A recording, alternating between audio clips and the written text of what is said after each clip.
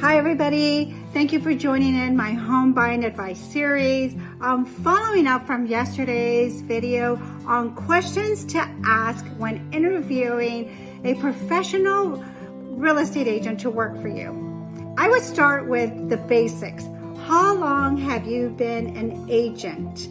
This is very important because you want to make sure that they can negotiate on your behalf, and should there be a problem, that they know how to handle it. You also want to make sure that they have a great reputation and that they have relationships with other real estate agents in the community. Now, number two, I would ask if they work full-time or part-time. This is really important because you want to make sure in this competitive market that real estate is not their hobby, that this is a full-time job and they're going to be out there finding and working really hard on your behalf to find that home for you.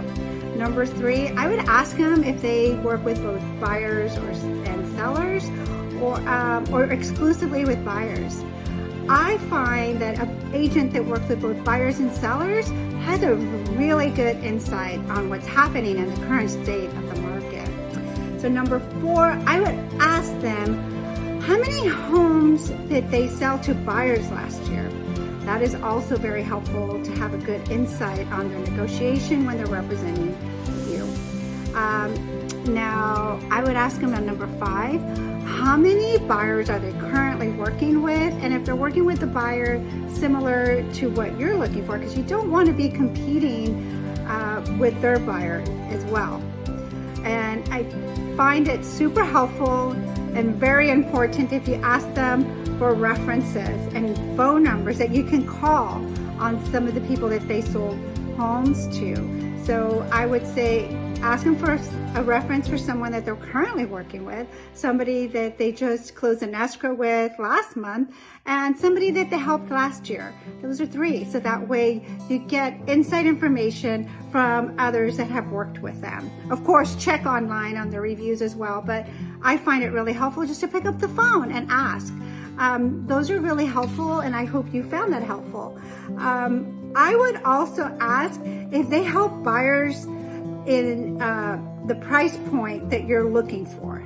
Because if they're not familiar with the market and your price point and they don't feel comfortable, then perhaps maybe ask them for a referral for another agent that could help. And then also ask them if they will be working with you exclusively or if they have an entire team and how they work. Because some agents have a system and things are done virtually. They have a showing agent, a transaction agent, and then they have a closing agent, and then they have an inspection agent. And so all of a sudden you have 5 people, different people that you're being reporting to. So that's something that you really want to establish up front so that you know how they operate. Everybody has a different system. You want to work with somebody you feel comfortable with that you can call and pick up the phone. That leads me to asking them if they take calls in the evenings and do evening showings and weekend showings, because I'm sure you work and you want to make sure that they're going to be there for you as well. So that's something that you want to ask them.